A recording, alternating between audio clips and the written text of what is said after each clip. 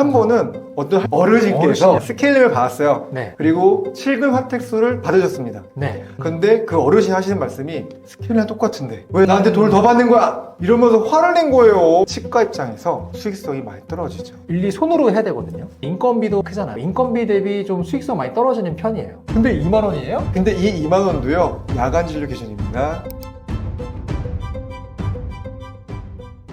안녕하세요. 더 서울치과의 원장 박현준입니다. 저는 동생 박현성입니다. 네, 저희는 이제 선제 성남시에서 병원을 하고 있고요. 둘 다 이제 서울대를 졸업하고 병원을 한 10년째 저희가 하고 있습니다.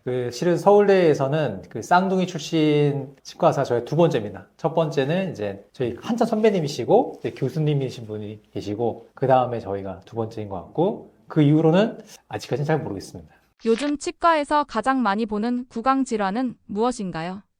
저는 지난 10년간 정말 많이 바뀐 것 같아요. 이제 10년 전이라면은 대부분 치과 하면은 충치, 치아 벌레 먹은 거, 신경치료, 그리고 어떻게 충치를 치료하는가 이런 거에 대한 다들 관심도 많았었는데 요즘은 충치보다는 다른 질환에 더들 관심도 많고 그리고 실제적으로 유병률이라고 하죠. 전체 인구 대비 가지고 있는 질병의 비율이 이것이 압도적으로 높습니다. 바로 치주질환입니다. 이렇게 압도적인 이유가 있는데요. 아무래도 지금 대한민국의 현재 상황이랑도 좀 일맥상통할 것 같습니다. 예전에는 연령대가 어렸기 때문에 충치라는 거는 사실 연령대가 어린 친구들이 잘 생기고요. 연령대가 올라갈수록 충치의 유병률은 떨어지거든요. 근데 점점 아쉽게도 대한민국의 고령화가 시작되지 않았습니까?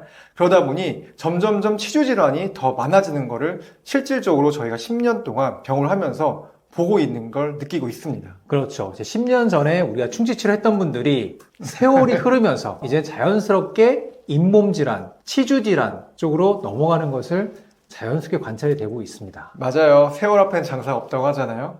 연령대가 올라갈수록 잇몸 질환이 생기기 쉬운데요. 저는 잇몸 질환을 생각하면 일종의 잇몸의 노화라고 보지 않으세요? 저는 항상 그렇게 환자분에게 설명을 드리거든요. 동의하십니까? 어쩔 수 없죠. 이게 세월이 흐르면 다리도 아프고 머리도 하얘지고 어쩔 수 없습니다. 실질적으로 잇몸의 뼈는 네. 1년마다 0.1mm씩 내려갈 수 있다고 합니다. 그런데 치석이라든지 잇몸 관리가 안 되면 더 빠르게 내려가거든요. 그래서 다들 스케일링 하시잖아요. 그렇죠? 네, 맞습니다. 치과 치료라고 하면 대부분 스케일링만 떠올리는데 다른 효과적인 치료법이 있나요? 아까 처음 말씀드린 것처럼 요즘 가장 중요한 것들이 잇몸 질환 관리거든요. 그래서 실은 잇몸 치료가 가장 기본 중에 기본이고 제일 많이 필요한 매우 중요한 치료인 것 같아요. 근데 이제 잇몸 치료를 하면은 다들 잘 모르시거든요. 그래서 오늘은 잇몸 치료가 어떤 것인지 설명을 드리도록 하겠습니다. 잇몸 치료는 크게 저는 3단계로 보고 있거든요. 1단계는 다들 아시듯이 스케일링이라고 볼 수가 있습니다. 스케일링 하잖아요. 1년에 한 번 건강보험도 적용이 되고요. 하지만 스케일링은 실제로 잇몸 위에 있는 치석만 제거를 하고요. 잇몸 밑에 있는 치석을 제거한 건 따로 있습니다. 2단계 치근 활택술이라는 게 있습니다. 치근 활택술이란 말 그대로 치근, 뿌리를 활택, 매끄럽게 한다는 게 활택술이고요. 자, 3단계가 있습니다. 여기서부터는 원장님들이 마취하고 직접 하게 되는데요. 이것은 치주 소파술이라고 볼 수가 있습니다. 치주 소파술은요, 정말 잇몸 깊숙이 들어가는 거예요. 마취를 하지 않고는요, 너무 싫어서 할 수가 없어요. 그러다 보니까 마취를 하고 원장님이 정말로 직접 하게 됩니다. 실은 저도 잇몸 질환이 있다 보니까 잇몸 치료를 받고 있거든요. 그래서 제가 마취받기가 너무 싫었던 거예요. 그래서 원장님한테 마취 없이 좀 해달라고 했다가 바로 손들었습니다. 마취 해주세요. 그냥 마취 받고요. 마취가 참 네. 중요한 것 같아요. 그럼 이제 다들 잇몸 치료가 어떤 것인지 얘기를 들으셨는데 또 궁금한 게 있잖아요. 바로 그것은 비용. 그쵸. 비용이죠. 비용이 참 궁금하실 텐데 잇몸 치료 비용이 대충 어떻게 되죠? 제가 사실 오기 전에 공부하고 왔습니다. 맞아요. 아까 찾아보고 있더라고. 본인이 직접 네. 클릭하고 있더라고. 네, 제 이름을 넣고 제가 얼마나 하는지 눌러봤습니다. 어때요? 얼마나 왜냐면 나왔어요? 항상 저희가 차팅을 하지만 실적으로 대충만 알지 정확히 비용을 모르거든요. 네. 그런데 제가 보니까 보통 2만 원이에요. 2만 원, 8천 원? 아니요. 딱 스케일링만 했을 때는 2만 원. 아, 물론 스케일링 했을 때 2만 거기에 원. 엑스라든지 음. 이런 게 들어가면은 이제 더 나올 수가 있겠지만, 자, 잇몸은 이제 여러 번 진료를 하잖아요. 보통 병원엔 초진과 재진이 있는데요. 좀 여러 번 하시게 되면 1회당 2만 원고 생각하시면 됩니다. 잇몸 치료가 2만 원? 잇몸 치료 자체만요. 저도 오늘 처음 알았네요. 그런데 잇몸 치료가 한 번 할 때만 보통 얼마 정도 걸리죠? 적어도 15분 정도? 그렇죠. 네. 그리고 이제 제가 아까 말씀드렸듯이 1단계, 2단계, 3단계가 있잖아요. 3단계는 맞추려고 해야 되잖아요. 맞죠. 총 얼마 걸리죠? 제가 봤을 땐 대략 25분 정도 걸립니다. 자, 제가 왜 이런 말씀 드리냐면 많은 환자분들이 저희 병원에서 이런 말씀을 하세요. 원장님, 잇몸 치료요? 전 그런 거 받아본 적이 없는데. 원장님, 잇몸 치료 꼭 해야 돼요? 한 번은 어떤 어르신께서 자, 스케일링을 받았어요. 네. 그리고 7근 화택수를 받으셨습니다. 네. 제가 봤을 때 너무 깨끗해 좋아졌거든요. 근데 그 어르신이 하시는 말씀이 스케일이랑 똑같은데 왜 나눠서 나한테 돈을 더 받는 거야? 이러면서 화를 낸 거예요. 우리 직원분한테. 이거 참 서운한데. 제가 얼마나 자랑스럽겠어요. 자, 제가 시간 말씀드렸죠? 비용 말씀드렸죠? 자, 35분이면 대략 30분 할까요? 25분 30분이면 치과에서는 많은 진료를 할 수가 있습니다. 그런데 환자가 지불하신 비용은 2만 원. 그렇죠. 안타깝지만 잇몸 치료는 치과 입장에서 수익성이 많이 떨어지죠. 그래서 많은 치과에 적극적으로 권장하지 않는다. 얘기는 내가 잇몸 치료 뭔지 들어본 적이 없다. 이런 얘기가 나오는 거군요. 그래요. 실질적으로 어느 병원에서 자기 병원은 이거 실제로 저희 환자분입니다. 그 광남의 모치과에서 임플란트 하신다는 거예요. 근데 잇몸 치료가 필요하대요. 그 모치과에서 그 주변 치과 제일 큰 데 가세요. 그래서 저희 병원 오신 분도 계셨습니다. 잇몸 치료는 다른 데서야? 네. 잇몸 치료는 다른 근데 데서. 저도 실은 충분히 이해가 가요. 그 말씀하신 것처럼 첫 번째로 수익성이 매우 시기죠. 떨어져요. 안타깝지만 저희는 이제 일반 진료과와는 다르게 다 일일이 손으로 해야 되거든요. 그래서 다 요즘 인건비도 많이 크잖아요. 우리 선생님들도 해야 되고 의사 선생님도 해야 되고 그래서 인건비 대비 좀 수익성 많이 떨어지는 편이에요. 떨어진 편이고 그 두 번째로 저는 요즘 너무 힘든 게 그거 하고 나면 손가락 아프지 않아요? 저는 잇몸 치료를 좀 해드리고 나면은 저 방금 파스 떼고 왔는데. 손가락이 너무 아파. 그래서 제가 네, 한 치과- 10분 동안 이러고 있는 다음에 근데 2만 원이에요? 나 모르셨어요? 오늘 자, 충격인데? 근데 이 2만 원도요. 야간 진료 기준입니다. 낮에 가면 더 저렴하구나. 낮에 가면 18,000원 떨어지는 경우도 있어요. 맞다. 여러분 저녁 6시에 오시면은 네. 가산 진료가 네, 붙습니다. 몇 천 원 더 붙을 수가 있어요. 저 야간 진료가 오시면요. 조금 올라갑니다. 좀 이해해 주시고요. 만약에 그게 싫으시면 좀 부담스러우시면 그 전에 오시면 되지. 낮에 오는 것도 낮에 오면 좋은 좋죠. 방법인 것 같아요. 특히 토요일도 그렇고요. 저희 더서울치과는 치주 치료, 잇몸 치료를 정말 많이 합니다. 그 이유는 무엇이죠? 모든 치료의 기본이죠. 네, 제가 딱 그 생각했거든요. 네. 모든 치료의 기본이에요. 자, 우리가 사실 치과 하면 치아를 재건하는 몫이 가장 크잖아요. 뭐든지 재건을 하고 다시 만들 때는 어떻게 해야 돼요? 모든 게 깨끗해야 돼요. 지저분한 상태에서는 아무것도 제대로 될 수가 없습니다. 그래서 저희 병원은 항상 치주 질환을 먼저 해결을 하면서 모든 진료를 시작하고 있죠. 맞아요. 우리가 학교에서 배울 때 그렇잖아요. 교정 같은 경우 뭐라 그래요? 치주 치료부터 먼저 해라. 맞아요. 네. 그리고 우리가 아무리 치아가 좋아도 밑에 잇몸이 안 좋으면 땅이 안 좋으면 나무가 못 버티듯이 똑같아요. 잇몸이 제일 중요하거든요. 저희는 잇몸 치료를 항상 강조하고 있고 저는 제 손가락이 아프더라도 열심히 하고 있습니다. 여러분 받으러 오세요. 네, 제 박현서 원장님 찾아주세요. 저는 네. 열심히 하겠습니다. 네. 앞으로도 열심히 하도록 하겠습니다. 자, 우리 이제 잇몸 치료에 대해서 이제 종류별로 알아봤잖아요. 잇몸 치료의 뭐 수가라든지 알아봤는데 잇몸 치료 과정에 대해서 한번 생각을 해볼까요? 네. 왜냐하면 환자분들은 아무래도 가장 걱정한 게 통증이거든요. 잇몸 치료 과정과 통증은 좀 어떻게 생각하십니까? 아까 말씀 잘하셨는데 잇몸 치료 단계를 3단계로 나누고 있잖아요. 첫 번째 스케일링 같은 경우는 싫어하시는 분도 있는 것 같아요. 하지만 대부분 괜찮아요. 괜찮고 근데 만약에 내가 싫은 게 너무 싫다 그러시면은 마취를 요청하세요. 마취도 가글 마취라는 것도 있고요. 아니면 난 정말로 어떤 분은 정말 그냥 일반 마취하는 분도 계세요. 주사 마취하는 분도 계시고 심지어 어떤 분은 수면 마취하는 분도 계세요. 특히 수면 마취 요즘 스케일링 많아요. 하시는 분 맞아요. 많아요. 네. 저 어제도 했어요. 그쵸? 네, 어제 환자분 이제 스케일링 할 때 자기 너무 무섭고 시리다고 수면 마취 하신 분도 계셨어요. 그래서 다양하게 통증을 조절할 수 있는 방법이 있기 때문에 걱정하실 필요가 없는 것 같아요. 그리고 환자분들이 가장 싫어하는 거는 실은 주사 마취거든요. 주사 마취인데 잇몸 치료 아까 말씀드린 3단계 치주 소파술이 들어갈 때는 근데 주사 마취를 안 할 수가 없어요. 이거는 안 하면 안 되죠. 그렇죠. 네. 아까 말씀드린 저도 안 하고 받아보려다 못 하겠더라고요. 치주 후파술이라는 거는 제가 아까도 말씀드렸지만 뿌리 밑으로 돌아간 거거든요. 사실 치주 후파술을 하는 분들은 많지는 않으세요. 많지는 않으신데 정말 엑스레이를 찍으면 치석이 그득그득 보이는 분들이 치아가 계십니다. 이렇게 있으면 이게 덩덩덩 붙어 있는 우리 거예요. 나무에 맵이 어. 붙어 있듯이 치석들이 막 붙어 있는 게 보여요. 매미상에서 난 포도인 줄 알았어요. 포도. 아, 포도 너무 알맹이. 아름다워 생각하시네.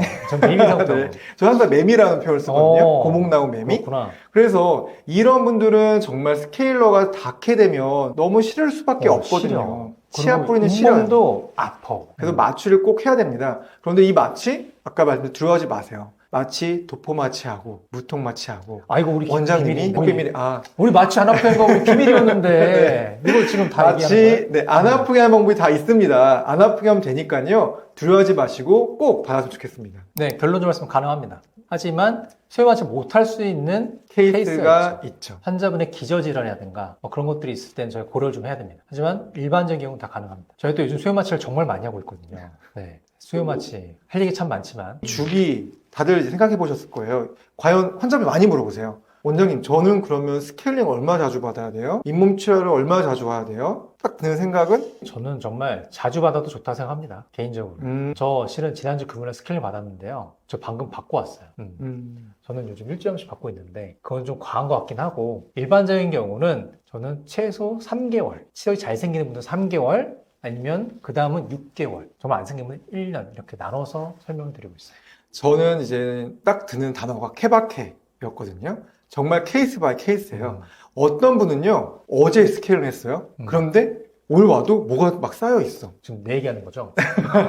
정말 치석이 정말 잘생긴 사람들이 있어요. 정말 너무 놀라운 사람도 있거든요. 근데 저희 집안이 그러더라고요. 저희 집안이 그렇고 어떤 분은 1년 뒤에 왔는데 잘 안 생긴 사람들이 있어요. 맞아요. 그렇기 때문에 저는 제일 중요한 건 일단 병원을 정하세요. 병원을 정하셨으면 그 병원에 처음에 오라고 했을 때 검진을 받으러 가세요. 그럼 원장님이 그 기록이 다 있습니다. 그럼 그 원장이 기록을 해놓고 말씀을 드릴 거예요. 환자분은 3개월마다 오세요. 환자분은 6개월마다 오세요. 환자분은 치석이 잘 안 생기시네요. 치아가 너무 건칩니다. 1년마다 오셔도 될 것 같습니다. 라고 말씀해 주실 거거든요. 거기에 맞춰서 저는 병원을 간 게 제일 좋다고 생각합니다. 맞아요. 정말 중요한 말씀 하셨는데 그래서 병원 한 군데를 정해서 꾸준히 가셔가지고 그 병원에 기록을 남기거든요. 대부분 남기겠죠. 저희는 남깁니다 일단. 네. 네. 그리고 엑스레이 남겨져 있으니까 그러니까 엑스레이 치석량이 보입니다. 본인의 그 상태를 좀 잘 이해하고 계시는 선생님 만나시는 게 참 좋은 것 같아요. 좋은 것 같고 그리고 이제 또 플러스 알파로 중요한 거 아까 비용을 좀 절약하고 싶다. 아까 얘기 나왔잖아요. 맞아요. 가산 진료비가 붙지 않는 평일 낮에 방문하시는 거를 권장해 드립니다. 뭐 큰 비용은 아니에요. 왜냐면은 보험 진료기 때문에 뭐 2, 3천 원 정도 차이가 나는데 2, 3천 원이면 뭐 크잖아요. 그렇죠? 우리가 커피 한 잔 마실 수 있으니까 그 비용을 아껴서 살림에 보태면 좋겠습니다. 일반적으로 보험 진료를 하면은 본인 부담이 따로 있어요. 보험공단에서 지원해 주는 게 있고 본인 부담금을 내가 내는 비용이 있는데 이거는 공휴일, 야간, 주말 이때는 가산이 돼요. 그렇기 때문에 그때를 피해서 오시면은 좀 도움이 되고 실은 저희 치과 입장에서도 그게 더 좋아요. 실은. 왜냐하면 맞아요. 대부분 바쁘거든요. 공휴일, 주말, 야간 이때 다들 몰리시거든요. 네, 환자분이 네. 너무 많이 오시기 때문에 근데 평일 낮에 하시면요. 여유롭습니다. 일단 내가 네. 잘 받을 수 있어요. 여유가 있으니까 다들 열심히 네. 천천히 잘해주시고 좀 더 꼼꼼할 수 있죠. 당연하죠. 사람이라는 게. 그렇죠? 아무래도 네. 적으면 그리고 비용도 좀 적고 그 시간대에 가는 걸 추천드리고 저도 실제로 병원을 다닐 때는요 전화해서 물어봐요. 제일 한가한 시간으로 예약을 잡아주세요. 평일 낮으로.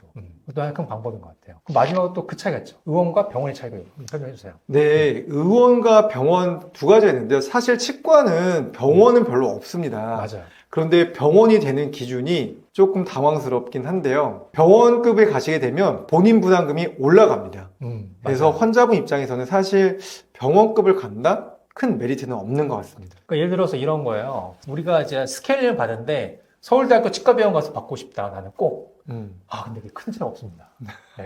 네. 서울대 치과병원 스케일 받으시나 아니면은 뭐 집 앞에 있는 치과 더서울 스케일 치과. 받으시나 그 앞에는 더 솔직히. 그 앞에 더솔치과 있어요? 그럼 네. 좋죠. 그러면은 비슷해요. 스케일링은 큰 차이 없기 때문에 여러분이 굳이 대학병원을 고쳐갈 필요가 네. 없어요. 많은 분들이 양치질 요즘 많이 물어보시거든요. 많은 환자분들이, 많은 사람들이 잘못된 양치질을 하고 있잖아요. 근데 그 잘못된 게 콕 집어서 뭐가 잘못됐을까요? 일단 양치는 여러분 참 중요한 건 모두 다 알고 있습니다. 모두 알고 있는데 음. 대부분 양치하는 법에 대해서는 크게 우리가 교육을 받은 적이 없어요. 그렇기 때문에 제대로 배운 적도 없고, 아, 그래요? 네. 음. 학교에서도 제대로 배운 적도 없고, 그래서 가장 흔한 실수는 저는 하나 딱 보면 이거예요. 너무 짧게 닦아요. 너무 짧게 하시는 것 같아요. 맞아요. 추입하는 시간이 너무 적어요. 근데 우리가 생각해보면은 다들 배우거든요. 333에서 그 중에 3 하나가 뭐예요? 3분. 3분. 3분을 지금 영상 보시는 분들 이따 양치할 때 한번 타이머 재보고 해보세요. 내가 얼마 닦는지. 제가 3분 동안 닦는 분 거의 못 봤어요. 진짜 본 적이 없어요. 저는 실제로 양치할 때 4분 닦거든요. 오. 네, 왜냐면 전동 칫솔이 2분입니다. 그래서 2분, 4분 닦아요. 그래도 뭔가 찝찝해. 그래도 전 칫솔이 잘 생기거든요. 그래서 그 양치하는 거는 제가 봤을 때 꼼꼼히 닦게 되면은 기본 3분 이상 닦아야 되는 것 같아요. 맞아요. 3분 이상은 더, 3분 짧아. 더 쓰셔야 돼요. 근데 이제 다들 근데 타이머가 없으면 솔직히 하다 보면은 1분에 끝나거든요. 그래서 저는 추천드리는 게 양치를 할 때 꼭 시계를 보면서 하시는 게 좋을 것 같아요. 내가 그래서 최소 3분을 했구나. 그런 게 좀 있으면 좋을 것 같고. 우리 이제 교정 환자분들, 젊은 친구들. 젊은 친구들한테 아이돌 누구 좋아해? 그 아이돌 알려주거든요. 누구 좋아하는지. 노래가 짧으면 어떡해요? 요즘 아이돌 노래는 길어요. 길어요? 네, 길어요. 그래서 그걸 틀어놓고 어때? 아이브 노래 틀면 돼요? 아이브? 네. 아이브 좋습니다. 양치를 잘못하는 거 제일 중요한 거였다? 시간이었다. 그럼 올바른 양치 방법이 있잖아요. 아니, 그 전에 할 거 얘기 더 많아요. 또 또 있어. 있어? 두 개, 뭐 전 있어? 더 있어요. 두 번째 할 게 또 있어요. 두 번째 가장 큰 잘못된 방법도 뭐냐? 우리가 양치를 그냥 세게 닦으면 잘 닦는 건 줄 알고 있어요. 맞아. 잘못이잖아요. 이거 다 옛날 차인표 배우 때문이야. 분노 양치질. 때문이 아니야? 아니라 그분 덕에. 그분 덕에. 그렇죠. 그분 덕에 다 분노 양치를 하고 있어. 맞아. 그럼 잘 닦인 줄 알아. 아니, 제가 오늘 집에 갔는데 저희 아버지께서 맞아. 그렇게 닦고 계시는 거예요. 그래서 맞아, 제가 맞아. 칫솔 뺏어버렸어요. 뺏어버리고 잘했네. 제가 손을 쥐고 아버지 손 같이 잡으면서 이렇게 닦으라고 알려드렸거든요. 정말 미라클. 그쵸? 봤죠? 아니, 그전에는 정말 치태가 너무 많이 쌓여 있었는데, 딱 오늘 오셨는데, 치태가 하나도 없는 거예요. 맞아요. 그래서 정말로, 무슨 일이야? 근데 알고 보니까, 박현수 원장님이 작은 아들이 아버지한테 양치한 법을 알려줬다고. 여러분 궁금하죠? 영상 끝까지 보세요. 그리고 또 하나 더 얘기하실 거라면서. 칫솔 선택. 칫솔 선택. 칫솔. 여러분 칫솔 살 때는 좀 많은 걸 고려하셔야 되는데 일단 저는 제일 쉬운 건 이것만 피하시면 될 것 같아요. 여러분 우리가 흔히 이런 표현이 있잖아요. 장비빨이 있다. 갑자기 무슨 칫솔 떠올랐어 지금. 네, 칫솔로 저는 이제 칫솔 다 괜찮다고 봐요. 근데 이런 건 피하세요. 지하철에서 파는 칫솔 이런 거. 2개에 1,000원 이런 거. 요즘도 팔아요. 있어요. 그래? 저는 일회용 칫솔. 일회용 칫솔 맞아. 일회용 칫솔을 여러 번 쓴 분들이 계시더라고요. 말 그대로 일회용인데 한 번만 써야 되는데 그거를 여러 번 쓰는 분이 계셔. 그거 좀 피하고. 그리고 그래서 저는 칫솔 뭐가 가능하면 이제 일회용 칫솔 같은 경우는 뻣뻣하고 잇몸에 상처만 나고요. 양치가 잘 안 됩니다. 그래서 칫솔 뭐 다 좋아요. 다 좋지만은 그래도 뭔가 좀 좋은 거. 슈퍼에 일반적으로 파는 칫솔 쓰시면 그 정도 충분할 것 같아요. 제발 굳이 비싼 칫솔 사실 필요 없어요. 맞아요. 저는 한 개 10,000원짜리 봤거든요. 제가 아는 분 이태리 칫솔 쓰시는 분 계시거든요. 제가 봤는데 정말 칫솔모가 이만해요. 난 그걸 왜 닦는지 모르겠어. 칫솔모는 교과서에 나오잖아요. 치아에 하나 정도 사이즈가 제일 좋습니다. 큰 게 아니에요. 칫솔은 클 필요가 없습니다. 그런데 정말 그 이태리 칫솔 보면 진짜 이만하거든요. 칫솔은 비싼 게 중요한 게 아니라 내 치아 사이즈에 맞는, 당연히 유아라면 더 작은 사이즈 써야 되겠죠. 성인도 내 어금니 사이즈 정도 하면 제가 봤을 때 충분한 것 같아요. 그 이상 큰 사이즈는 제가 봤을 때 잘 닦일 수가 없거든요. 그래서 칫솔 사이즈도 중요한 것 같습니다. 부드러운 칫솔모, 그리고 내 치 하나 정도 사이즈의 칫솔 머리 사이즈, 칫솔 사이즈가 제일 좋은 것 같아요. 맞아요.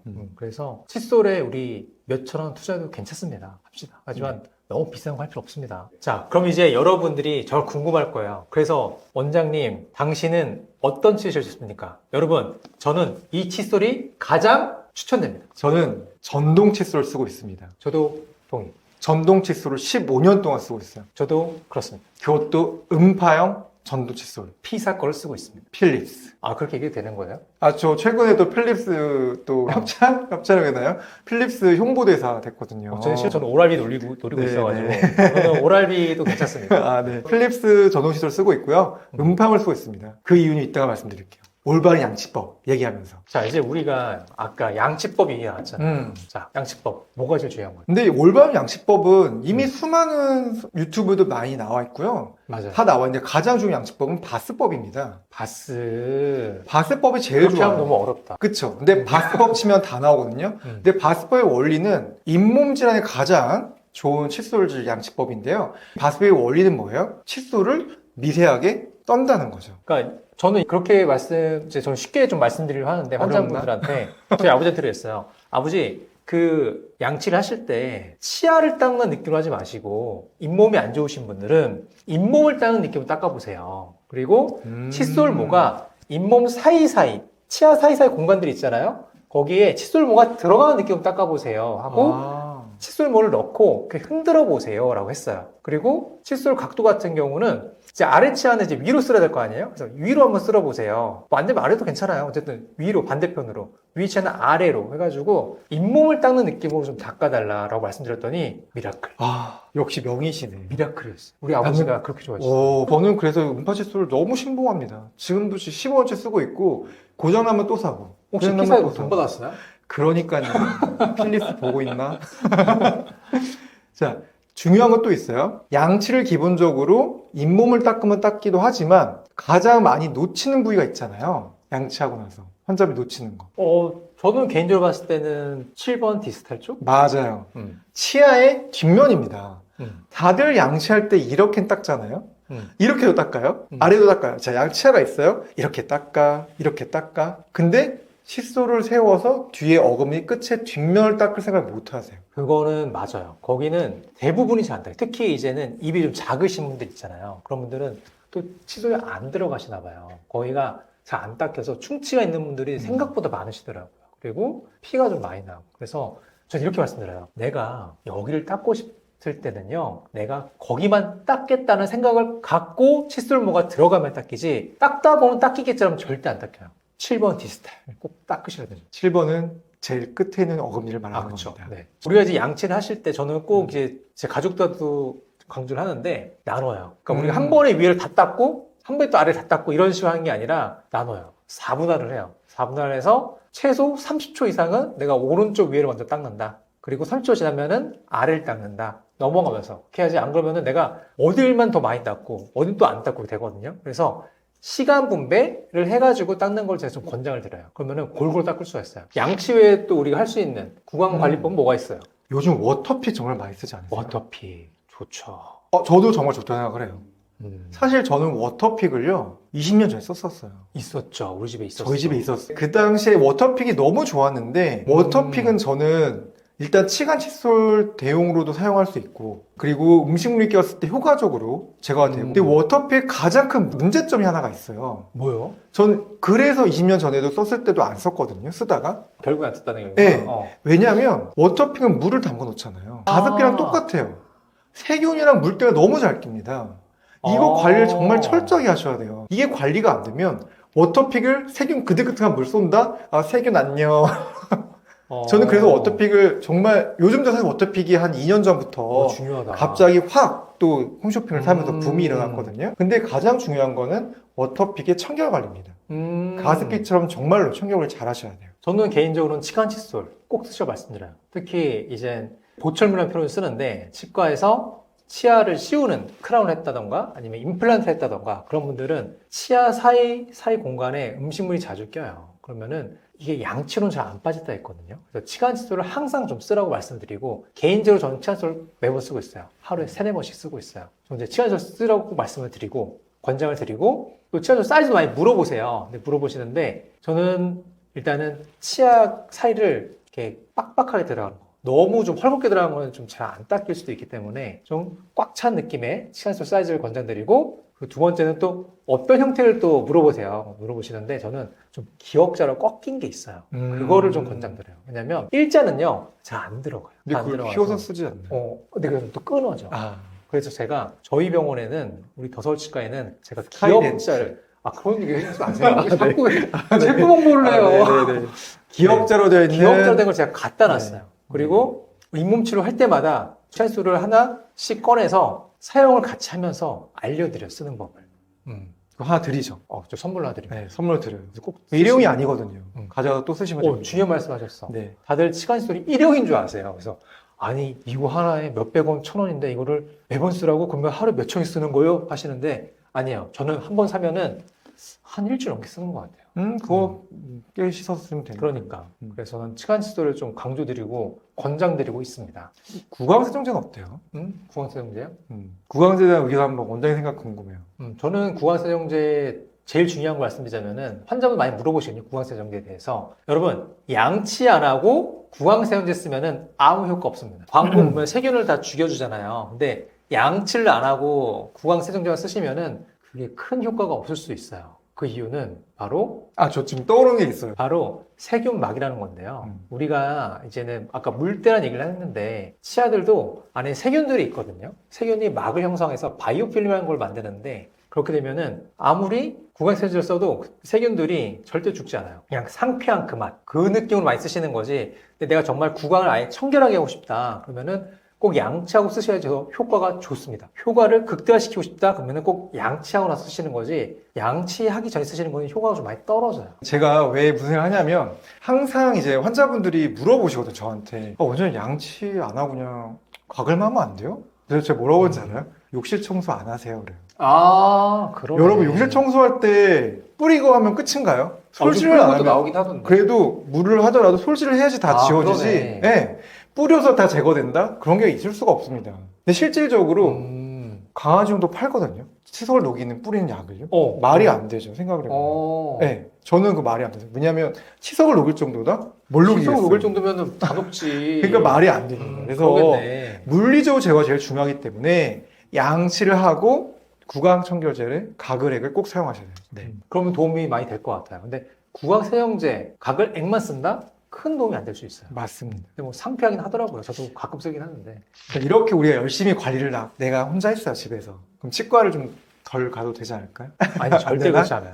제가 아까 네. 말씀드렸죠. 제가 양치, 전 항상 말씀드립니다. 환자분들한테. 제 양치 안 할 것 같습니까? 양치 열심히 할 거 아니에요. 제 직업이고, 그리고 저도 무엇보다 구강 건강에 중요해서 아는 사람이니까. 하지만 치석은 양치로 해결이 안 되더라고요. 절대 제거가 안 되더라고요. 네. 네. 치료를 아무리 열심히 잘해도 치석이 쌓일 수가 있어요. 그렇기 때문에 꼭 치과에서 치석제도 받으셔야 되고, 그리고 우리는 경조직이잖아요. 치아 같은 경우 경조직이 무슨 뜻이냐? 딱딱한 조직. 즉 뼈 같은 그쵸. 거예요. 자, 여러분, 우리가 안에 충체 있는지 없는지 눈으로 볼 수가 있어요? 알 수 없어요.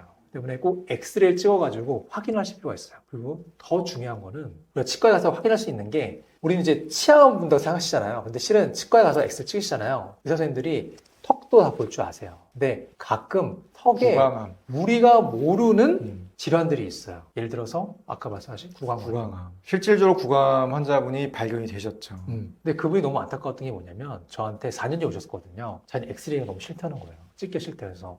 근데 제가 어떻게 강요할 수는 없잖아요. 알겠습니다. 스케일만 원하신다니까 알겠습니다. 그러셔야죠 했는데 4년 뒤에 너무 아프다고 오신 거예요. 근데 엑스레이 딱 찍는 순간 대학병원 빨리 가셔야 되겠습니다. 라고 말씀드렸어요. 너무 안타까웠죠. 그 4년 전에 엑스레이 찍었으면 우리가 그런 일이 없었을 텐데. 그분은 4년 동안 다니시면서 저는 스케일만 할게요. 저는 검진 안 해요. 스케일만 할게요. 그렇게 차트로 적혀 있어요.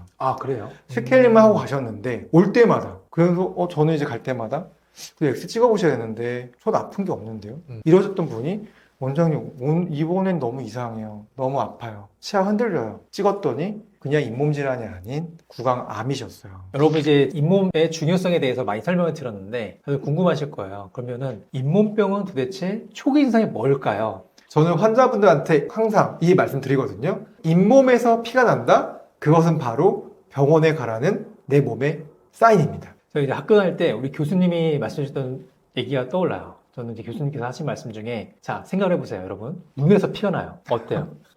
네. 내가 안과 빨리 가야지.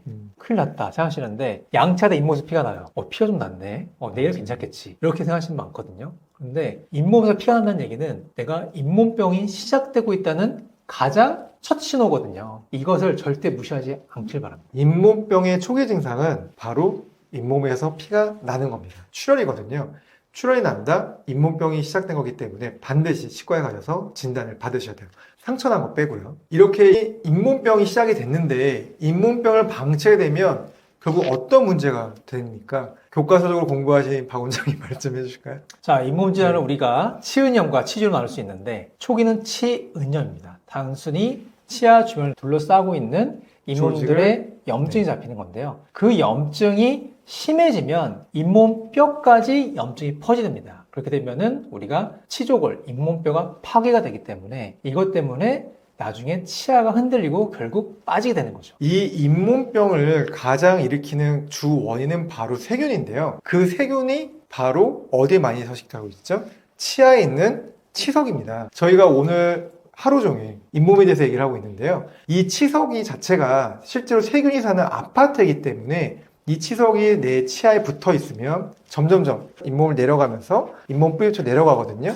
그럼 점점점 뼈는 내려가는 거예요. 그럼 잇몸 치아, 뿌리를 잡아줬던 잇몸뼈가 사라지기 때문에 치아가 결국 흔들려서 빠지게 되는 거죠. 그리고 이제 우리가 또 중요한 게 구강질환을 너무 가볍게 보시면 안 돼요. 우리 잇몸 질환 때문에 그것이 전신 질환으로도 영향이 갈 수가 있어요. 그래서 특히 당뇨병 갖고 계신 분들 있잖아요. 잇몸이 많이 안 좋습니다. 당뇨병, 특히 당뇨병을 갖고 계신 분들도 잇몸 질환이 하나의 합병증 중에 하나예요. 그렇기 때문에 잇몸 질환을 너무 쉽게 보지 마시고 대수롭게 생각하지 마시고 꼭 전문가적인 치료와 진단을 받기를 권장드립니다. 그리고 잇몸 질환의 가장 큰 특징이 있습니다. 잇몸 질환은 계단식으로 아파요. 이게 무슨 말씀이냐면 너무 아파요. 잇몸이 붓고 흔들리고 욱신욱신해서 아픕니다. 좀 지나면 괜찮아져요. 그게 제일 무서워요. 그리고 나서 또 지나면 또 다시 아파요. 이렇게 계단식으로 통증이 나타나기 때문에 그럴 때마다 잇몸뼈는 계속 내려가고 있거든요. 내가 자각했을 때는 이젠 치아 너무 많이 흔들리네. 환자가 자각했을 때는 대부분 치아를 발치하는 경우가 많습니다. 그렇기 때문에 반드시 뭘 해야 된다? 주기적으로 치과에 가셔서 엑스레이를 찍고 내 잇몸의 상태를 확인해 보셔야 되는 거죠. 맞아요. 우리가 안타까우지만 아플 때 오시면 좀 늦습니다. 모든 질환이 다 그렇잖아요. 너무 아플 때 오지 마시고 미리미리 오시는 게 가장 중요한 것 같습니다. 자, 그럼 이제 우리가 이런 잇몸 질환을 잘 예방하기 위해서는 집에서 관리하는 게 제일 중요할 텐데요. 누구나 알고 있죠. 뭡니까? 바로 양치질. 아, 네. 양치질이 제일 중요하죠. 네, 양치가 제일 중요하죠. 네. 양치가 제일 중요한데, 그래서 양치를 할 때는 여러분들이 항상 생각하셔야 돼요. 이제는 치아를 닦는다는 느낌은 아니라 잇몸을 닦는다는 느낌으로. 잇몸 져 있는 분들은 아, 나는 잇몸이 안 좋구나. 그러니까 이 칫솔로 나는 잇몸을 닦을 거야. 그 느낌을 닦아주시면은 확실히 관리가 잘 됩니다. 그리고 자, 보조적으로 요즘 워터픽 많이 사용하시잖아요. 저는 워터픽 정말 강추합니다. 워터픽은 일단 기본적으로 우리 층간 칫솔을 대용할 수 있을까요? 저는 개인적으로 치안을 네. 더 좋아하긴 하지만 충분히 가능하다고 봅니다. 워터픽을 사용해서 음식물도 뺄 수가 있고요. 그리고 칫솔로 제거되지 않은 음식물이 제거가 됩니다. 그래서 저는 워터픽 쓰는 거 정말 강추하고요. 근데 워터픽 자체가 가장 큰 단점이 있거든요. 워터픽 관리를 하지 않으면 가습기처럼 세균이 번식이 잘해요. 워터픽은 세균 관리만 잘 하신다면 사용하실 때 정말 큰 효과가 있을 수 있을 것 같아요.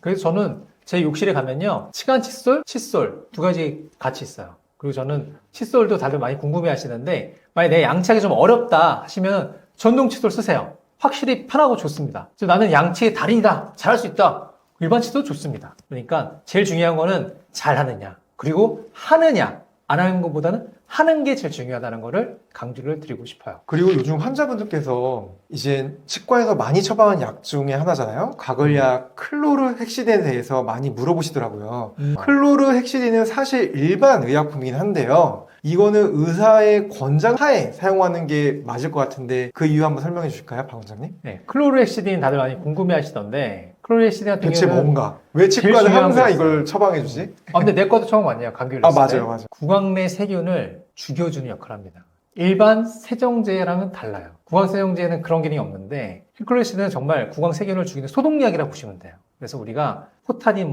베타딘 이런 것도 소독약이 따로 있거든요. 빨간 약. 예, 빨간 약이죠. 옛날에 얘기하면은 이제 그런 거 같은 역할인데 클로르헥시딘 같은 경우는 제일 중요한 게 있어요. 여러분 2주간 이상 쓰시면 안 됩니다. 2주 이상 쓰시면 절대로 안 돼요. 설명해 주실 거죠? 맞는지 모르겠는데. 그럼 제가 얘기할게요. 제가 구강미생물학 A클을 하기 때문에 제가 말씀드릴게요. 네. 아직도 기억이 나요. 구강미생물학 시험인데 시험 문제가 5문제밖에 안 나왔어요. 근데 그중에 가장 배점이 큰 문제가 이거였어요. 클로렉신 문제였습니다. 이것을 오랫동안 썼을 때 어떤 문제가 발생하느냐. 근데 생각보다 그 당시에 그걸 풀 수 있는 학생이 별로 없었어요. 물론 전 풀었지만. 그게 왜 그러냐면은 네. 입안에는 좋은 좋은 균과 나쁜 균 같이 있습니다. 근데 클로렉신이 이걸 구분할 수 있느냐? 못해요. 그냥 다 죽이거든요. 그러니까 계속 쓰시면은 세균들이 그 균형이 깨지는 거예요. 그걸 우리가 오랄 플로라고 하는데 오랄 플로라가 깨지면서 문제가 생기기 시작합니다. 예를 들어서 여러분들이 항생제를 많이 복용하시는 분들이 하시는 말씀이 뭐예요? 배가 아파요 라고 하시잖아요. 그것도 약간 비슷한 맥락이거든요. 그런 것처럼 너무 오래 쓰시면 안 돼요. 그래서 근데 어떤 분들은 클로리시디 개운을 하거든요. 이거를 구강세정제 생각하고 쓰시는 분이 계세요. 근데 그건 절대로 있어서 안 절대로 됩니다. 안 됩니다. 구매 방법. 약국에서 사십시오. 일반 의약품이라서 약국에서 처방을 받으러 오시는 분도 계시는데 약국에 쓰시고 중요한 거는 사용 방법에 대해서는 약사님과 꼭 상의를 하세요. 약은 약사님. 그렇죠. 자, 클로로헥시딘이 얼마나 좋냐면 저희가 정말 많이 써요. 실제로 치과에서 정말 많이 쓰거든요. 첫 번째. 저 오늘도 한 15번 쓴 것 같아요. 아, 그래요? 기구 도갈 때 쓰잖아요. 기구를요, 여러분, 실질적으로 오토클레이브라고 하거든요. 멸균을 고온 고압의 멸균기가 있는데요. 그 멸균기에 넣지 못하는 거는 실제 저희가 클로렉신을 통해서 살균을 합니다. 그렇게 그만 효과 좋다는 거죠. 두 번째, 임플란트 염증 쓸 때 너무 많이 쓰지 않습니까? 맞아요. 그래서 클로렉신의 액을 이용해서 염증 있는 부위에다가 저희가 그거를 이제 도포를 하기도 하고, 그리고 임플란트를 좀 보철물 있잖아요. 임플란트 위에 크라운 이런 거를 좀 살균하고 싶다, 소독하고 싶다 그러면은 클로렉신에 저는 담궈요. 그러면은 세균이 말끔히 사라지죠. 향도 좋고 깨끗해진 느낌이 마구마구 느껴져요. 실질적으로 저희가 임플란트가 많은 환자분들은 저희가 스킬러를 일일이 다 청소하기 어렵거든요. 그래서 클로레시딘을 활용을 합니다.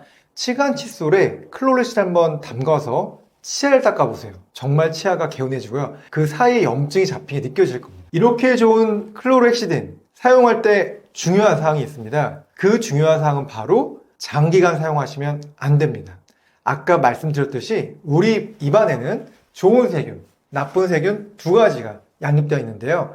이 둘 다 이 클로렉신이 잡기 때문에 균형이 깨져요. 그렇게 되면 오히려 구강에 안 좋은 영향을 줄 수가 있거든요. 클로렉신을 사용하실 때는요, 꼭 기간을 2주 이상은 사용하시면 안 된다는 점 꼭 유념 부탁드립니다. 치과를 고를 때 조심해야 하는 치과도 있을까요?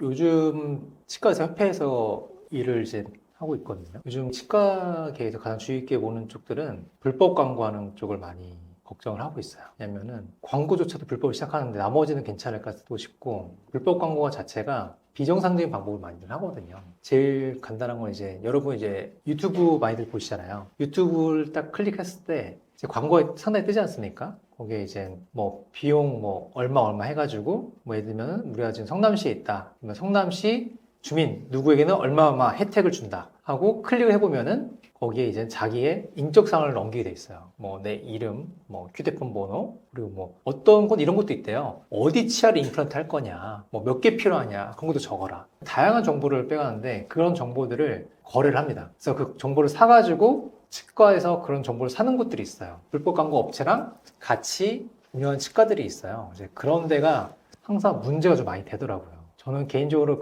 그런 쪽은 미리 좀 피하는 게 좋지 않을까라는 생각을 많이 하고 있고, 실제로 이렇게 이제 환자분의 인적사항, 이름이랑 전화번호를 받아서 하는 광고를 DB 마케팅이라고 맞아요. 저희가 단어를 써요.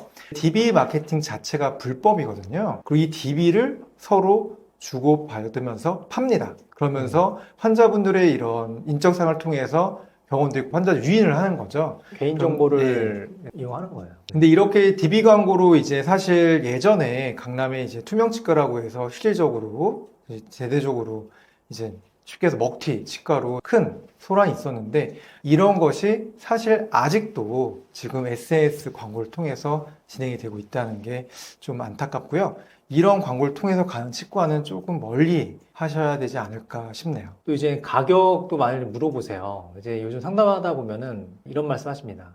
내가 광고에서 얼마를 받는데 진짜 그렇게 해주는 거예요? 왜 여기는 그렇게 못해요? 라고 물어보시는데, 저는 그 가격이 가능한가 좀 의심스럽긴 해요. 왜냐면은 저도 이제 병원 운영한 지 10년 넘었는데 이제 그런 가격이 가능할까? 그러면은 뭔가 다른 데에서 그런 걸 보존하지 않을까 생각이 들거든요. 그래서 너무 이제 가격을 이제 내세워서 광고하는 그런 치과들도 조금은 좀 피해야 되지 않을까라는 생각을 종종 해요. 치과 방문 시 어떤 점을 주의 깊게 살펴봐야 할까요?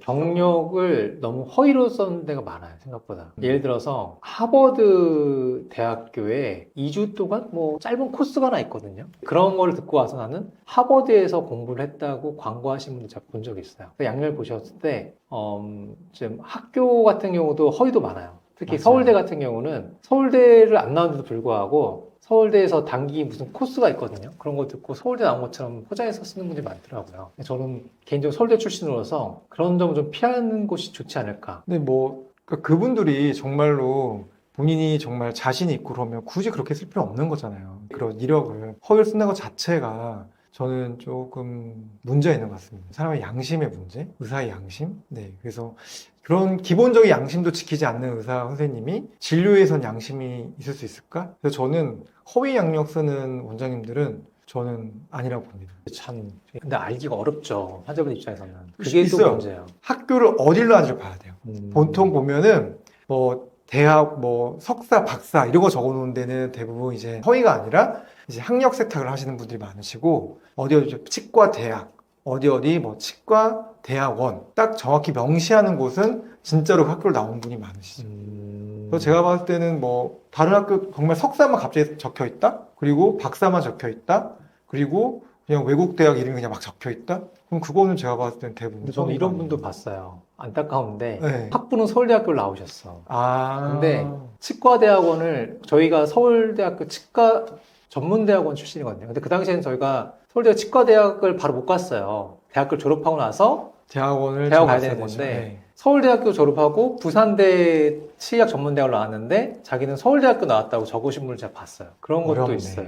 왜냐면 서울대학교 졸업한 거 같잖아요. 병원에 가면 동문패가 있잖아요. 아, 서울대학교 준 동문회요? 서울대학교 주는 동문패가 있어요. 그 우리 그 동문패.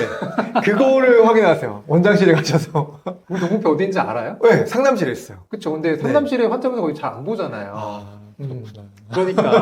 그러니까 이게 네. 참 어려운 것 같아요. 그래서 근데 일단 저는 이제 양력을 허위로 기재했는지 아닌지를 좀 보시는 것도 하나의 가장 뭐 좋은 방법이 아닐까라는 생각이 듭니다. 특히 서울대학교를 이제 표방해서 쓰는 분들이 생각보다 가짜가 많더라고요. 너무 많아서 저도 놀랐어요. 근데 이제 새로 생겼다고 해서 그 원장님도 새로 생긴 걸 수도 있거든요. 그래서 제가 봤을 때는 새로 생기면 봤을 때 경험이 많으신지 한번 체크를 해보시는 게 제일 중요하지 않을까 싶어요.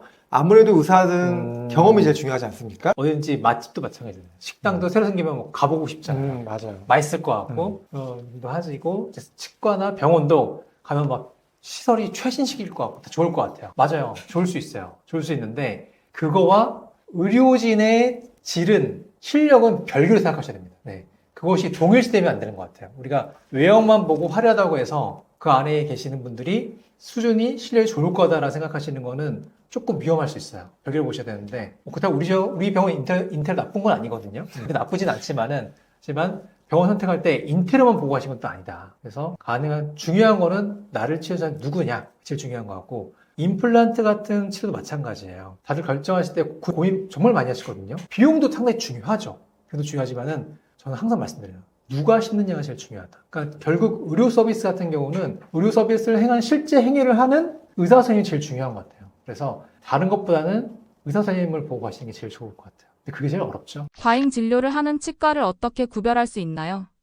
이런 거는 좀 피할 수 있을 것 같아요. 내가 분명히 6개월 전에 검진을 받았어요. 충치가 없다 그랬어요. 그런데 6개월 뒤에 갔어요. 근데 충치가 갑자기 막 열 몇 개가 나오는다. 이러면 저는 조금 문제 있을 것 같아요. 그래서 그럴 때는 너무 일단 낙심하지 마시고 속세하지 마시고 다른 곳도 한번 가보시는 것도 하나의 방법일 것 같아요. 저는 이제 치료 계획을 세울 때 사실 치과 의사가 세우고 치과 중요하죠. 의사가 설명을 해줘야 되잖아요. 중요하죠. 간혹 아닌 위진사 경우가 선생님들 있구나. 아니면 실장님이라고 하시잖아요. 실장 실장님들이 치료 계획을 세우고 치료 계획을 설명해 주는 병원들이 간혹 있거든요. 그런 병원들은 아무래도 쉽게 말해서 원장님이 환자분들을 세세히 보지 못한다는 뜻이잖아요. 그런 곳은 좀 피해야 될 것 같아요. 좀 피해야 되지 않을까. 네. 그런 치과가 좀 과잉치료를 아무래도 성할 것 치료 같습니다. 계획이 제일 중요하잖아요. 그거를 의사 선생님이 아니라 다른 사람이 잡는다. 그건 좀 문제가 있는 것 같습니다. 그리고 저는 또 덧붙이자면은 좀 설명이 좀 없는 경우, 예를 들어서 제가 가장 당황했던 경우가 언제냐면은 환자분들이 이제 예를 들어 신경치료라는 걸 하다가 중간에 우리 병 오는 경우가 있어요. 근데 제가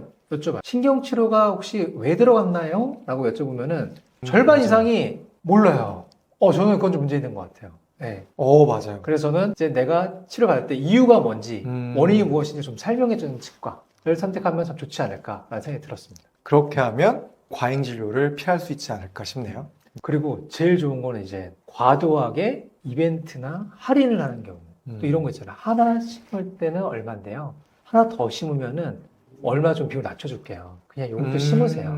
그러면은 이제는 훅 한단 말이야. 그럴까? 하면서 하나 심을 때가 10원씩 빼준다. 그러니까 그래. 요거 하나 저도 쏠게 심고 될것 같은데. 옆에 거도 그냥 빼지 뭐. 이런 분이 있어요. 근데 그것도 조금 저는 좀 걱정이 좀 돼요. 그리고 원장님이 아예 바뀌고 병원 이름이 자주 바뀌는 경우 있죠. 병원 이름 바뀌는 거는 네. 조금 문제 있어요. 병원 이름이 자주 2, 3년마다 바뀐다. 그 병원은 문제가 확실히 있습니다. 네, 뭔가 이유가 있어서 바꾼 거거든요. 거기까지만. 그리고 저는 교정 같은 경우는 원장님 절대 바뀌면 안 된다 생각해요. 특히 교정 치료는 이게 맞아요. 한두 번에 끝나는 게 아니거든요. 뭐 한 달, 두 달만 끝나는 게 아니기 때문에 교정 치료 같은 경우는 한 분이 좀 처음부터 끝까지 보는 게 저는 제일 좋다고 생각을 해요. 교정 치료만큼은 정말 이제 원장님이 직접 끝까지 책임지고 주인인 원장님, 대표인 원장님이 직접 보는 곳이 좋지 않을까라는 생각이 저는 듭니다. 치과 선택 시 꼭 확인해야 할 한 가지 있을까요? 여러분 병원을 선택하실 때요 이거 하나 좀 체크했으면 좋겠어요. 네이버에 병원을 들어갑니다. 거기 가면 병원에 의사 수가 적혀 있어요. 건강보험공단에 의사 수가 몇 명 등록이 되는지 적혀 있거든요. 그 수랑 실제 그 병원의 홈페이지에 가시면 또 의사 수가 적혀 있어요. 의사 수가 의사수가 너무 아니라 의사 사진이 네, 들어있죠. 의사 사진이 있는데 음. 의사 선생님들 수와 건강보험공단에 등록된 수가 너무 차이가 많이 납니다. 이 병원은 문제가 있는 거예요. 실제로 자기 병원의 규모가 작은데 큰 것처럼 보이고 싶은 거고요. 아니면 실제로 등록이 안 된 원장님들을 등록을 해놓은 것처럼 보이는 거거든요. 그래서 이런 병원 제가 봤을 때는 좀 피하는 게 맞지 않을까 싶네요. 저 과대 광고 중에 하나죠. 네, 과대 광고. 그렇다면 이 원장님들은 언제 사실지 모르는 거예요. 정시로 등록된 원장님들이 아니기 때문에 갔는데 그 원장님이 저를 진료를 했어요. 근데 건강보험공단에 등록이 안 되신 거거든요. 이 원장님 언제 사실지도 모르는 거죠. 내 진료가 끝나지도 않아요. 저는 이거는 좀 한번 또 체크를 하시면 좀 좋지 않을까 싶네요.